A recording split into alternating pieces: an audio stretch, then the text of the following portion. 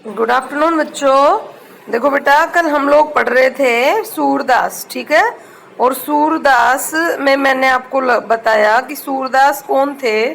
सूरदास बेटा कृष्ण भक्ति शाखा के सबसे प्रमुख कवि थे, ठीक है ना, या अष्टछाप के कवियों में सबसे प्रमुख कवि थे। कौन?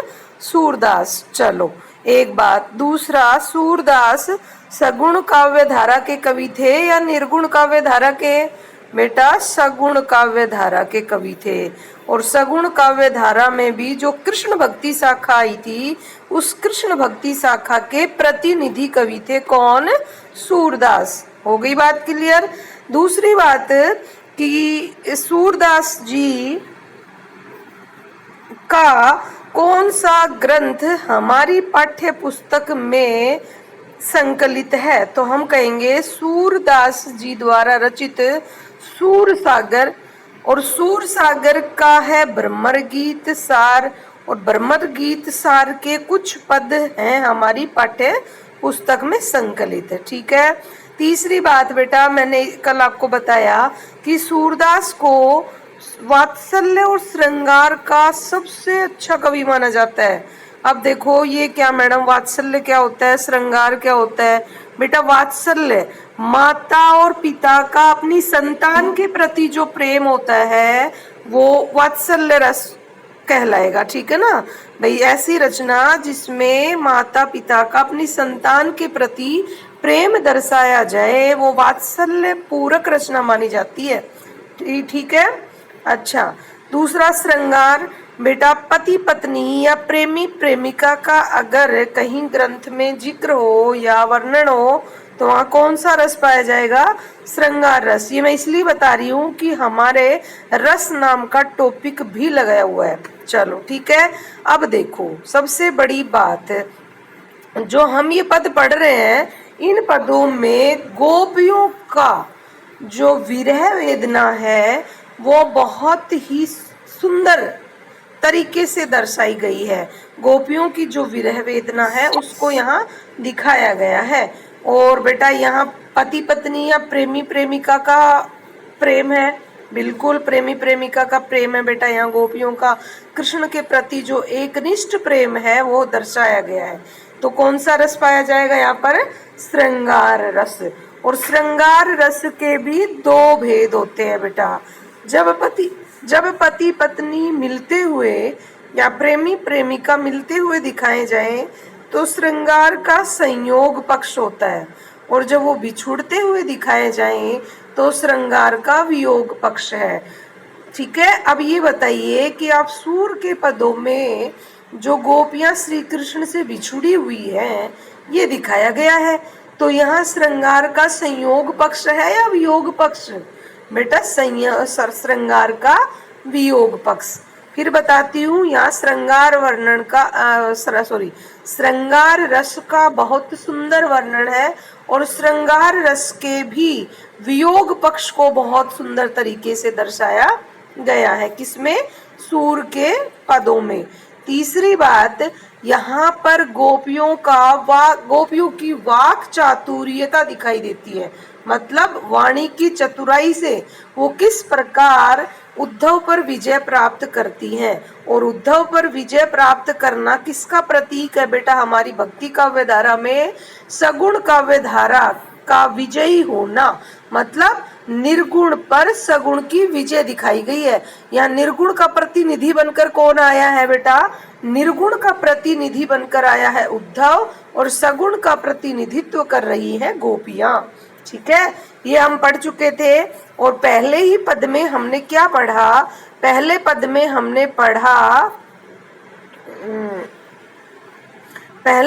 हमने पढ़ा कि श्री कृष्ण नहीं, उद्धव को गोपियां बहुत भाग्यशाली बता रही हैं।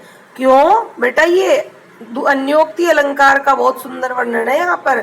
तू तो बहुत भाग्यशाली है जो श्री कृष्ण के प्रेम रूपी धागे में नहीं बंध पाया। क्यों भाई? देखो हम तो श्री कृष्ण के पास रहे जितने दिन उनके प्रेम में बंध गए, उनके प्रेम रूपी धागे से बंध गए। लेकिन तू तो बड़ा भाग्यशाली है कि उनके पास रहते हुए भी तू उनके प्रेम में नहीं पड़ा। तू तो बिल्कुल उस कमलिनी के पत्ते की तरह जो पानी में तो रहती है, लेकिन पानी की बूंद उसके छू भी नहीं पाती उसको, कमलिनी के पत्ते को। तू तो बिल्कुल वैसे है। कौन? उद्धव को कमलिनी के पत्ते की तरह बताया गया है। दूसरा कहा गया है कि जैसे जल में तेल की गागरी, गागरी मतलब मटकी, जैसे जल में तेल की मटकी रहती है, लेकिन जल की एक बूंद भी उस मटकी को छू नहीं पाती, तो बिल्कुल उस मटकी की तरह है। क्यों? कि भैया जल की बूंद किसे बताया गया? श्री कृष्ण के प्रेम को, कि तू श्री कृष्ण के प्रेम के पास रहता है, फिर भी श्री कृष्ण के प्रेम में बंधता नहीं है, श्री कृष्ण के प्रेम से अछूता रहता है। फिर कहते हैं कि हे तेरे को क्या पता, हे उद्धव तुझे नहीं पता प्रेम प्रेम क्या होता है। क्यों? तुमने प्रेम रूपी नदी में कभी पाँव ही नहीं डाला, पाँव ही नहीं डुबोया। दृष्टि ने रूप परागी, और तुम्हारी दृष्टि भी श्री कृष्ण से नहीं पड़ी है। और सूरदास की गोपियां कहती है कि हम तो भोली भाली औरतें हैं, हम तो बिल्कुल उस चींटी की तरह हैं जो गुड़ के अनायासी चिपट जाती है। यहाँ पर चींटी किसको बताया गया है? गोपियों को। गुड़ किसको बताया गया है? श्री कृष्ण के प्रेम को। क्यों? गोपियां अनायासी श्री कृष्ण के प्रेम की तरफ खींची चली जाती हैं, तो गुड़ बताया गया है श्री कृष्ण के प्रेम को, और चींटी बताया गया है गोपियों को। ठीक है बेटा, ये हम कल कर चुके थे, इस पद को मैंने एक बार फिर रिवाइज करवा दिया। चलो अगला पद, एक बार मैं इसकी रीडिंग करूंगी, फिर मैं इसके हर शब्द का अर्थ बताऊंगी, और फिर इसकी करेंगे हम व्याख्या। आज इसको कंप्लीट करेंगे, नेक्स्ट चैप्टर भी स्टार्ट करेंगे। देखो, मन की मन ही मांझ रही, कहिए जाय कोई पे उद्धो, नाही परत कही, अवधि आधार आस आवन की, तन मन बिता सही। अबिन जोग संदेश नी सुनी सुनी, बिरहिनी बिरह दही, चाहती हूती गुहारी जितहि ते, उतते धार बही। सूरदास अब धीर दरही, क्यों मर ज्यादा न लही। अरे बहुत अच्छी, देखो कह रहे कि यहाँ पर श्री कृष्ण ने प्रेम की जो मर्यादा है ना, गोपियां कहती है कि हे उद्धव, तेरी श्री कृष्ण ने प्रेम की मर्यादा का पालन ही नहीं किया, उसे प्रेम की मर्यादा का पता ही नहीं है। प्रेम की मर्यादा क्या कहती है? प्रेम की मर्यादा ये कहती है कि हर प्रेम करने वाला चाहता है कि बदले में भी उसे प्रेम ही मिले। हमने तो श्री कृष्ण से प्रेम किया, लेकिन श्री कृष्ण ने हमें बदले में प्रेम ना देकर, देख कितना कठोर संदेश तेरे हाथ भेजा है। इसका मतलब श्री कृष्ण प्रेम की मर्यादा के बारे में जानते ही नहीं है। तो क्या कहते हैं? और फिर ये कहती है कि हमारे मन की बातें हैं वो मन के अंदर ही रह गई। मन की मन ही मांझ रही, मन की मन के अंदर, मांझ का मतलब अंदर। हम कहते हैं ना माई, माई उनके माई है। लोकल अवधि भाषा एक बेटा प्रादेशिक भाषा है, प्रदेश विशेष की भाषा है ना। तो देखो, मन की मन के अंदर ही रह गई। कही जाए कौन पे उद्धव, नाही परत कहिए। उद्धव हम किस से जाकर कहें? कौन पे जाई, कहिए मतलब कहें, जाई मतलब जाकर, कौन पे मतलब किस से, उद्धव उद्धव, नाही मतलब नहीं, परत मतलब पड़ती, मतलब कहीं नहीं जाती। अवधि, अवधि मतलब टाइम पीरियड, ठीक है ना, एक समय। आधार, आधार थी, आस, आस लगाए बैठी थी, आवन की, आने की, मतलब उनके आने की जो आस लगा रहे थे ना हम, वही हमारा आधार थी। तन मन बिथा सही, और उस आने की आशा के सहारे ही हम तन और मन की जो व्यथा है ना, जो पीड़ा है, वो सह रहे थे। मतलब हमें एक आशा थी कि श्री कृष्ण वापस लौटकर जरूर आएंगे, और हम इसी आशा के सहारे, आधार, आधार का मतलब क्या होता है बेटा? सहारा, ठीक है, अपने मन की जो पीड़ा थी ना, तन और मन की पीड़ा, उसको सह रहे थे। अब इन जोग संदेश इन सुनी सुनी, लेकिन अब तेरे योग संदेश को सुन सुन कर हमें ऐसा लगता है श्री कृष्ण नहीं आएंगे, तो हमारी वो आशा भी छूट गई। विरहिणी, विरहिणी कौन है बेटा? यहाँ पर गोपियां। विरह, विरह मतलब वियोग। दही, दही मतलब जल रहे हैं, दही खाने वाला दही नहीं है भाई, दही का मतलब जलना। अब तो हम तेरे इस योग संदेश को सुन सुनकर और भी ज्यादा तेज विरह में जल रहे है। विरह मतलब वियोग, और गोपियां किसके वियोग में जल रही हैं? श्री कृष्ण के वियोग में जल रही हैं। आगे देखो, चाहती हूती मतलब चाहती है, हूती मतलब गुहारी, गुहारी मतलब जाना, गुहारी मतलब एक तरह से बेटा गुहार लगाना मतलब पुकारना, ठीक है ना। हम जिधर भी अपनी गुहार लगाते हैं, सुनवाई की पुकार लगाते हैं, जित ही ते मतलब जिधर भी, उतते उधर से ही, धार, धार मतलब धारा, बही मतलब बहती है। भाई हम जिस किसी के पास अपनी पीड़ा की गुहार यानी कि पुकार लेकर जाते हैं, तो हम गोकुल में चारों तरफ क्या देखते हैं कि सारा गोकुल, सारे गोकुल में विरह की जो धारा है वो बहती हुई दिखाई दे रही। हम किससे जाकर अपनी पुकार, किसको अपनी पुकार सुनाएं, अपनी पीड़ा अपनी व्यथा बताएं। सूरदास अब धीर धर ही क्यों, सूरदास की गोपियां कहती है कि अब हम धीर नहीं धरेंगी, मतलब हम अब हमारे पास धैर्य नाम की कोई चीज नहीं है। क्यों? क्योंकि मर्यादा न लही, आपके श्री कृष्ण ने प्रेम की मर्यादा का पालन नहीं किया है, ठीक है ना। मर्यादा न लही, लही का मतलब होता है बेटा पालन करना, ठीक है ना। कौन सी भाषा है? ब्रज। कौन सा रस है? श्रृंगार का वियोग पक्ष, यानी कि श्रृंगार रस, और श्रृंगार रस का भी वियोग पक्ष है, ठीक है। मर्यादा किसने नहीं, मर्यादा का पालन किसने नहीं किया? श्री कृष्ण ने। गोपियों के मन में क्या रह गई? श्री कृष्ण के आने की आस, ठीक है ना, मन की मन में ही रह गई। चलो आगे फिर एक बार फिर देखते हैं। मन की मन ही मांझ रही है उद्धव, हमारे मन की बातें हमारे मन के अंदर ही रह गई। मांझ का मतलब फिर बता रही हूँ बेटा, अंदर। किसके मन की बातें किसके मन में के अंदर रह गई? गोपियों के मन की बातें गोपियों के मन के अंदर ही रह गई। कहिए जाए कौन पे उद्धव, हम किससे जाकर कहें हे उद्धव, ना ही परत कही, परत मतलब सकते, हम तो किसी से भी नहीं कह सकते, हमसे तो किसी से कहा ही नहीं जाता। अवधि आधार मतलब, अवधि मतलब आने का समय, आधार, आधार का मतलब सहारा था, आस आशा थी आने की, मतलब उनके आने की आशा में क्या कर रहे थे? तन मन बिथा सही, हम तन और मन की जो विरह वेदना थे, जो पीड़ा थी, उसको सहन कर रहे थे। मतलब श्री कृष्ण के आने की आशा का ही तो सहारा था। भाई श्री कृष्ण एक दिन, भाई श्री कृष्ण मथुरा गए और मथुरा से एक दिन जरूर लौटकर आएंगे, इसी आशा के सहारे हम तन मन की व्यथा सहन कर रहे थे।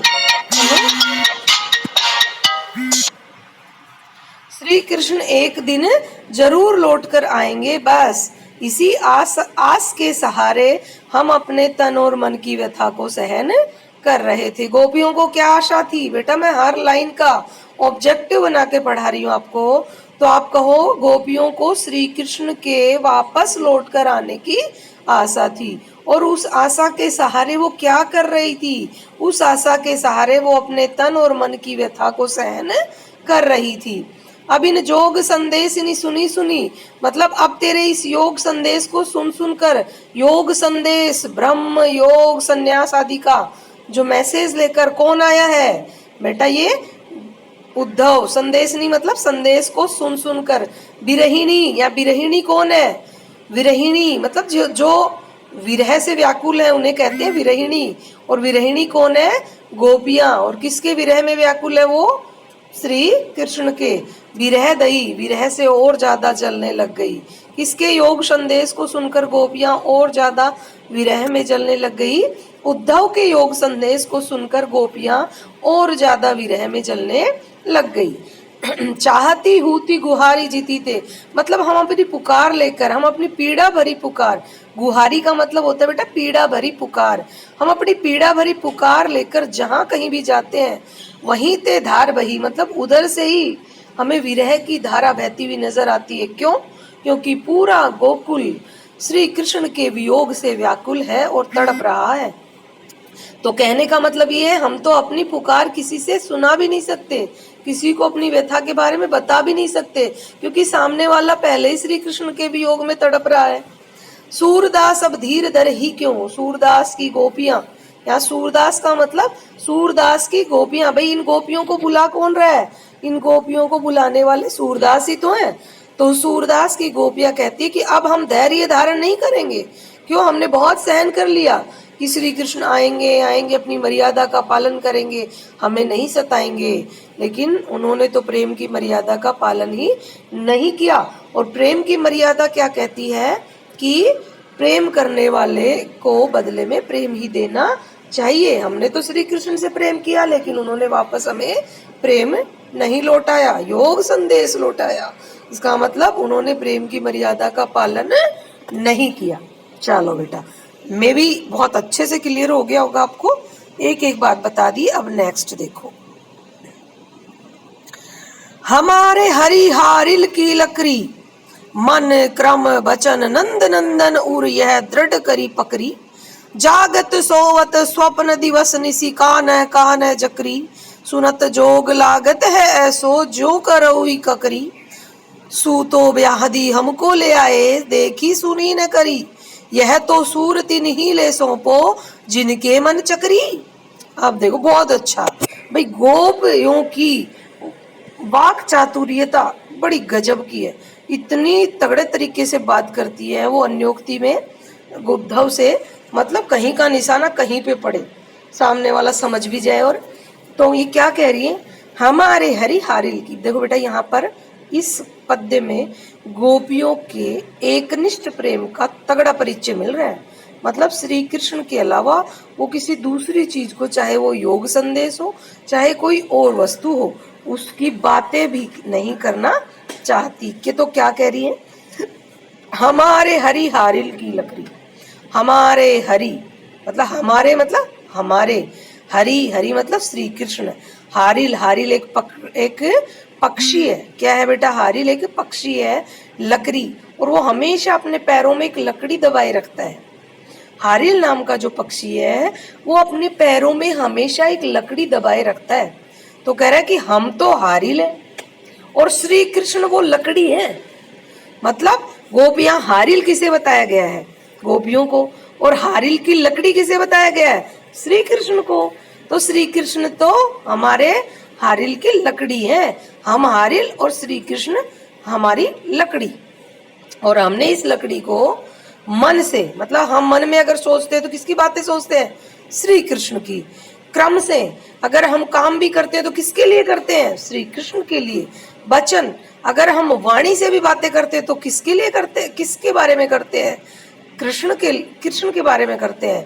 नंद नंदन, नंद का नंदन, नंद का बेटा, और नंद का बेटा कौन था, श्री कृष्ण।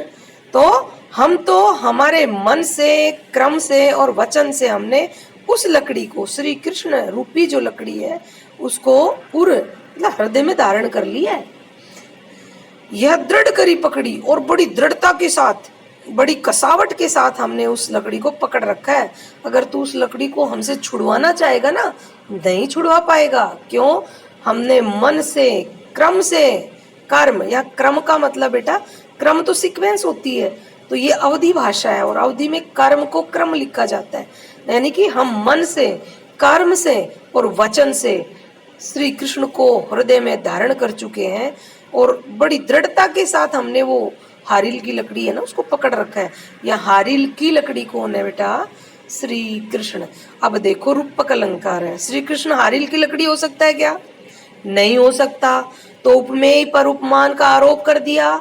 उपमेय कोई, श्री कृष्ण, और उपमान कौन, लकड़ी, और श्री कृष्ण को हारिल की लकड़ी बता दिया।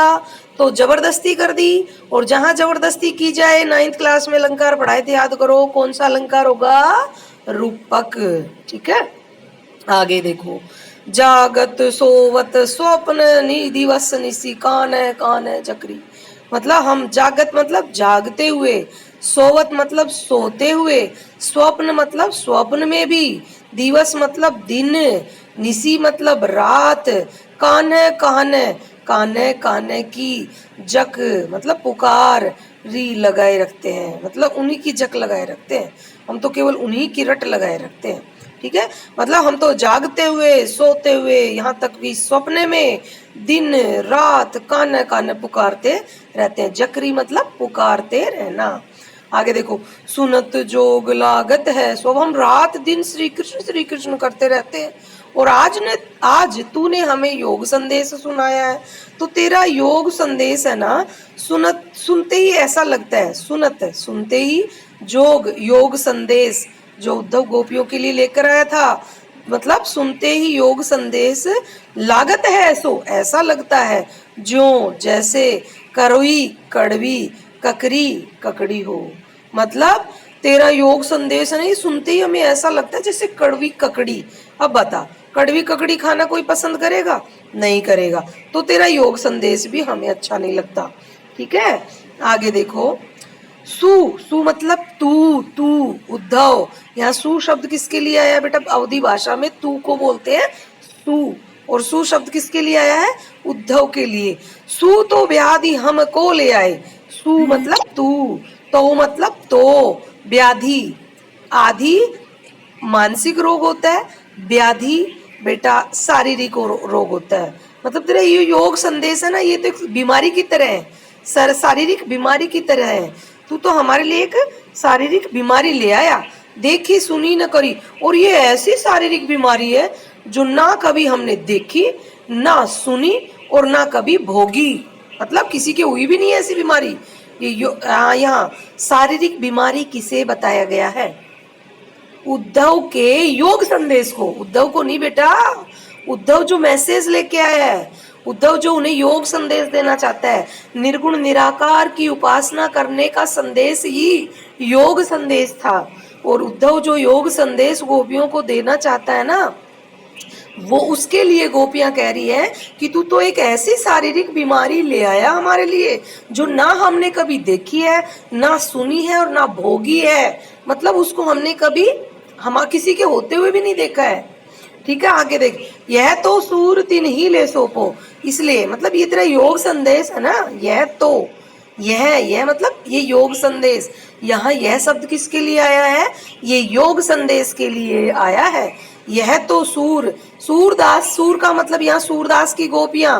भाई सूर के मुंह से कौन बोल रही है? गोपियां।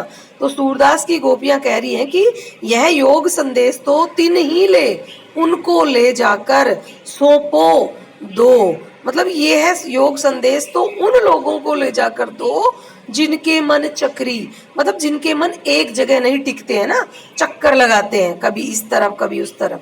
अरे हम तो सिर्फ और सिर्फ श्री कृष्ण के बारे में सोचते हैं। हम श्री कृष्ण के को मन में धारण कर रखा है। हम काम करते हैं तो श्री कृष्ण के लिए, हम बोलते हैं तो श्री कृष्ण के लिए। मतलब हम तो दिन रात कृष्ण कृष्ण की रट लगाए रखते हैं।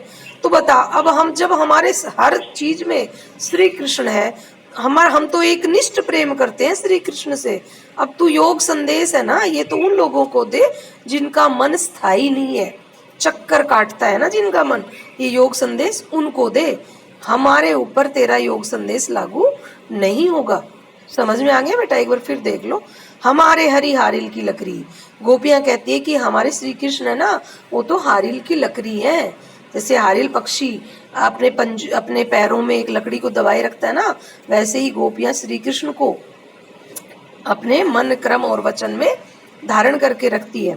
और कहते हैं हमने श्री कृष्ण को मन क्रम वचन, मतलब नंद के बेटे को, नंद के लाडले को, नंद के दुलारे को, श्री कृष्ण को हमने अपने मन क्रम और वचन से अपने हृदय में धारण कर लिया है। और ये इस लकड़ी को हमने बहुत दृढ़ता के साथ, बहुत ही मजबूती के साथ पकड़ रखा है। अगर तू छुड़ाना चाहे ना तो भी नहीं छुड़ा सकता। हम जागते हुए सोते हुए दिन रात कहने कहने की पुकार लगाए रखते हैं। तेरा योग संदेश हमें सुनते ही ऐसा लगता है जैसे कोई कड़वी ककड़ी हो। देखो बेटा, जैसे जहां पर आ जाए ना वहां उदाहरण अलंकार होता है। तो यहाँ पर रूपक अलंकार भी है और उदाहरण अलंकार है। ठीक है बेटा। तीसरा गोपियों का एकनिष्ठ प्रेम है। चौथा ब्रज भाषा का प्रयोग किया गया है। बेटा ये आपके काव्य सौंदर्य स्पष्ट करना आता है ना, वहाँ ये सब चीजें मैंने आपको बता रखी बहुत अच्छे से। ऐसे आ जाएगा, उपर्युक्त पंक्तियों का काव्य सौंदर्य स्पष्ट कीजिए, भाव सौंदर्य स्पष्ट कीजिए। अब भाव सौंदर्य स्पष्ट करोगे जब तो कवि की फीलिंग्स बताओगे। भाव और जब काव्य सौंदर्य स्पष्ट करोगे तो काव्य की सुंदरता कौन बढ़ाते हैं? अलंकार, भाषा, रस वगैरह। और रस कौन सा बेटा इसमें? वियोग श्रृंगार रस, ठीक है ना। अच्छा आगे देखो, मतलब तू तो हमारे लिए एक शारीरिक बीमारी ले आया, और ये ऐसी शारीरिक बीमारी है जिसको ना हमने देखा है, ना कभी उसके बारे में हमने सुना है, और ना ही किसी के होते हुए मतलब उसको भोगा है। ये तेरा जो योग संदेश है ये तो तू उन लोगों को ले जाकर दे जिनके मन चक्कर काटते हैं। हमारा मन चक्कर की तरह नहीं घूमता, चक्री की तरह नहीं घूमता। हमारा तो एक निष्ठ प्रेम है जो केवल श्री कृष्ण के प्रति है, इसलिए योग संदेश हमारे मन में नहीं समा सकता। आगे देखो बेटा, लास्ट, हरी है राजनीति पढ़ी आए, समुझी बात कहत मधु करके समाचार सब पाए। एक अति चतुर हूते पहले ही, अब गुरु ग्रंथ पढ़ाए। बड़ी बुद्धि जानी जो उनकी जोग संदेश पठाए। उदो भले लोग आगे के, पर हित डोलत दाए। अब अपने मन फेर पाहिए, चलत जू हूते चुराए। ते क्यों अनीति करे आपुन जे और अनीति छुड़ाए। राज धर्म तो यह सूर जो प्रजा न जाही सताए। बहुत अच्छी बात कह रही है। हरि है, हरि श्री कृष्ण है मतलब है। राजनीति, राजनीति मतलब राजनीति तो आपको पता ही है, पॉलिटिक्स। पढ़ ली है, आए मतलब पढ़ चुके हैं। श्री कृष्ण ना लगता है बेटा बहुत वाक चातुर्य गोपियों का एक तरह से उल्हाना और व्यंग्य इस पर व्यंग्य किया गया है यहाँ पर उद्धव के माध्यम से श्री कृष्ण पर, भ्रमर के माध्यम से उद्धव पर, उद्धव के माध्यम से श्री कृष्ण पर, ठीक है ना। लगता है श्री कृष्ण कुछ ज्यादा ही राजनीति पढ़ चुके हैं, ठीक है ना। समुझी बात मतलब तूने जो बात कही है ना वो हम समझ चुके हैं। कहत मधु करके मतलब तूने जो बात यहाँ आकर कही है वो हम समझ गए। समाचार सब पाए, हमने उनके सारे समाचार पा लिए। समुझी मतलब समझ लिए। बात कहत तुम्हारी बात कहते ही। मधुकर या मधुकर शब्द किसके लिए आया है? मधुकर मतलब होता है भौरा, और भौरा किसके लिए है बेटा? ये उद्धव के लिए, ठीक है, उद्धव के लिए कह रहा है कि हे मधुकर तूने जो बात कही है ना वो हम सब समझ गए। समाचार सब पाए, और श्री कृष्ण के सारे समाचार भी पा लिए। एक मतलब एक तो कहते ना, एक तो तू वैत रही ऐसे है। एक अति मतलब बहुत ज्यादा, चतुर हूते मतलब थे, पहले ही। एक तो श्री कृष्ण पहले ही बहुत ज्यादा चालाक थे।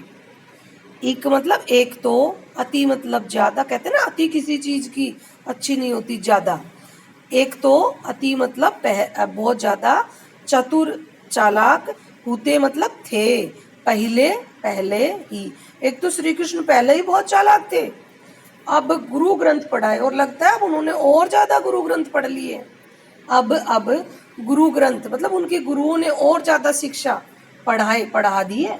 वहाँ जो मथुरा में उनके गुरु है ना, उनको बहुत ज्यादा ग्रंथ और गुरु ग्रंथ पढ़ा दिए, ऐसा लगता है हमें। तेरी बात जो हमने सुनी है, समझी है, तूने जो समाचार हमें दिए है ना वो सुनकर और वो समझकर हमें ऐसा लगता है कि श्री कृष्ण को उनके गुरुओं ने कुछ ज्यादा ही पढ़ा दिया है। बेटा ये व्यंग्य, किस पर व्यंग्य किया है? ये उद्धव, और उद्धव के माध्यम से श्री कृष्ण पर।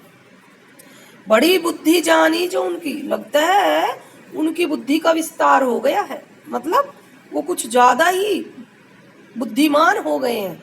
जिसकी बुद्धि बढ़ जाए उसको क्या कहते हैं? बुद्धिमान। बड़ी मतलब बढ़ना, बुद्धि तो पता ही है, जानी जो मतलब समझ गए हम, जो उनकी मतलब हमें तो ऐसा लगता है वो बहुत ज्यादा बुद्धिमान हो गए अपने आप में। योग संदेश पठाए, जो हम अबलाओं के लिए तुम्हें योग संदेश देकर बैठाए। बेटा एक तो ऊपर तो है पढ़ाए तो पढ़ने से है, और पठाए मतलब भेजना, मतलब वो बहुत ज्यादा बुद्धिमान हो गए हैं, जो हम जैसी अबला नारियों के लिए तुम्हारे थ्रू उन्हें योग संदेश देकर भेजा है उन्होंने। आगे उधो भले लोग आगे के, भले मतलब अच्छे थे, लोग मतलब लोग आगे के मतलब पहले के लोग ही अच्छे थे भाई। अब के लोग हैं वो अच्छे नहीं है, पहले के लोग ज्यादा अच्छे थे। पर हित मतलब दूसरे के हित में, डोलत मतलब घूमते थे, दाए मतलब दौड़ते थे, घूमते फिरते थे। डोलत दाए कहते ना घूमना फिरना। अरे अरे इससे अच्छा तो पहले के लोग थे जो दूसरों की भलाई के लिए घूमते फिरते थे। ठीक है ना भाई, तू देख कहाँ से कहाँ आया है, अब यहाँ आकर तुमने हमारा भला किया क्या? अरे श्री कृष्ण के आने की जो आशा थी वही आधार था हमारे पास तो जीने का, कि श्री कृष्ण एक दिन लौट कर आएंगे, लेकिन वो भी छूट गया। ठीक है ना, तो अब के लोग अच्छे नहीं है, पहले के लोग अच्छे थे जो एक जगह से दूसरी जगह जब घूमते फिरते थे ना तो दूसरों की भलाई करते थे। लेकिन आज के लोग घूमते फिरते भी हैं तो बुरा हमारा अहित करने के लिए। आगे, अब अपने में मन फेर पाइए, चलत जू हूते चुराए।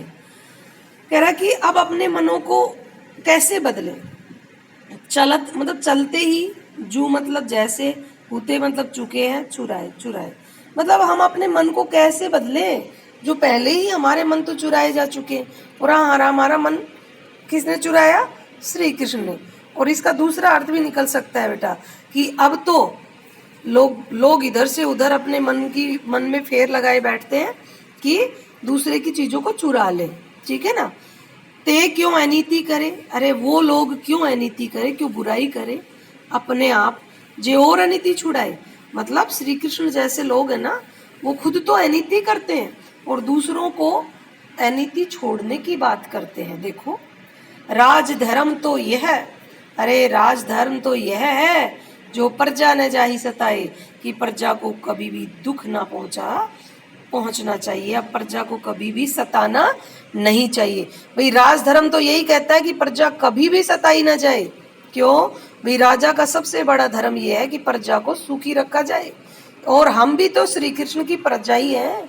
और हम ये योग संदेश जो तेरे हाथ श्री कृष्ण ने भेजा है ना, इसको सुनकर क्या हम सुख पाएंगे? बिल्कुल नहीं पाएंगे। तो कौन सा राजधर्म कहता है कि प्रजा को सताओ? अरे श्री कृष्ण तो राज्य में गए हैं और क्या राजधर्म संभाला है उन्होंने, क्या राजधर्म का प्रमाण दिया है कि हमें दुखी कर रहे हैं योग संदेश देकर। एक बार फिर देख लो बेटा, श्री कृष्ण ने कुछ ज्यादा ही राजनीति पढ़ ली है। समझी बात कहत मधुकेर, समाचार सब पाए। तुम्हारे द्वारा उनके भेजे हुए समाचार हमने प्राप्त कर लिए और हम ये बात समझ गए हैं कि एक तो वो पहले से ही बहुत चतुर थे और अब उन्होंने और ज्यादा गुरु ग्रंथ पढ़ लिए हैं। लगता है वो बहुत ज्यादा ज्ञानी हो गए हैं, जो हम जैसी अबलाओं के लिए उन्होंने योग संदेश भेजा है। हे उद्धव, पहले के लोग अच्छे थे जो दूसरे की भलाई के लिए एक जगह से दूसरे जगह घूमते फिरते थे। लेकिन तू कौन है? तूने तो भलाई भी नहीं की, यूं ही दूसरों का हित करने के लिए घूम रहा है। अब अपने मन फेर पाइए, मतलब अब तो अपने मनों को ही बदल लीजिए। चलत हूते चुराए, मतलब अब तो अपने मन में ये बात धारण कर लीजिए। अब अपने मन फेर पाइए, मतलब अपने मन में ये धारणा बदल दीजिए। फेरना मतलब बदलना। कौन सी धारणा? कि लोग एक जगह से दूसरी जगह घूमेंगे फिरेंगे तो दूसरों की भलाई होगी। ये बात है ना, ये धारणा जो बनी हुई है प्राचीन काल से, इस धारणा को अपने मन में बदल लो। उल्टा हो गया है अब लोग एक जगह से दूसरी जगह जब जाते हैं ना तो दूसरों का अहित करते हैं। जैसे उद्धव मथुरा से और गोकुल आए हैं हमारा अहित करने के लिए। चलत जू हूते चुराए, अब तो जब लोग घूमना फिरना तो मतलब दौड़ना तो एक तरफ, चलते हैं तो भी किसी दूसरे का चुरा लेते हैं। ते क्यों अनीति करे अपुन, अरे वो लोग अपने क्यों अनीति करते हैं जो दूसरों को अनीति यानी कि बुरी बात छोड़ने के लिए कहते हैं। राजधर्म तो यही है उद्धव कि प्रजा कभी भी सताई ना जाए। और श्री कृष्ण राजधर्म का पालन नहीं कर रहे हैं, वो हमें योग संदेश देकर क्या कर रहे हैं बेटा? दुखी कर रहे हैं। ठीक है बेटा, ये हमारा टाइम पीरियड तो हो गया आज। अब इसके क्वेश्चंस देख लेते हैं हम। देखो ये रहे, गोपियों द्वारा उद्धव को भाग्यवान कहने में क्या व्यंग्य। हर क्वेश्चन को मैं कर चुकी हूँ आपका, एक बार ये कल हम जूम मीटिंग लेंगे, उसमें एक बार फिर कर लेंगे रिवीजन, ठीक है ना। चलो, एक तो रस के बारे में थोड़ा सा करेंगे हम कल और इन क्वेश्चंस के बारे में, ठीक है। ओके बेटा, बाय।